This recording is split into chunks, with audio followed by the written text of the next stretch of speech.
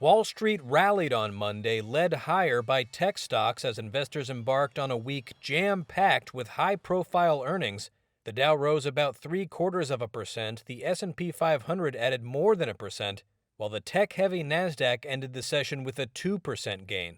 Investors felt renewed enthusiasm for tech stocks ahead of earnings from Microsoft and Tesla this week, but the momentum may be short-lived, said James Demmert, founder and chief investment officer at Main Street Research. I think that the Microsoft, Tesla, IBM earnings are something that people should focus on and everything next week. I mean, there's got to be half the S&P 500 is going to be reporting in the next 2 weeks, and this is the sort of we're going to find out are these the canaries in the coal mine? Microsoft just did a big layoff.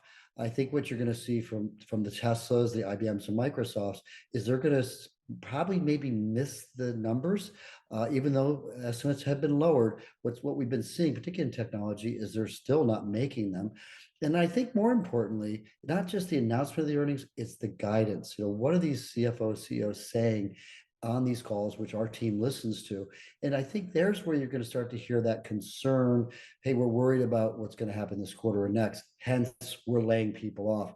A lot of this is very much what you see in the last phase of bear markets and sort of getting close to a tougher economic climate. Shares of Microsoft rose about a percent ahead of earnings set for Tuesday, and shares of Tesla surged more than 7.5% ahead of earnings scheduled for Wednesday. CEO Elon Musk took the stand again on Monday in his fraud trial related to a tweet saying he had backing to take the electric car company private, a deal that never materialized. Shares of Baker Hughes fell about 1.5% after the energy company missed quarterly profit estimates due to inflation pressures and ongoing disruptions due to Russia's war on Ukraine.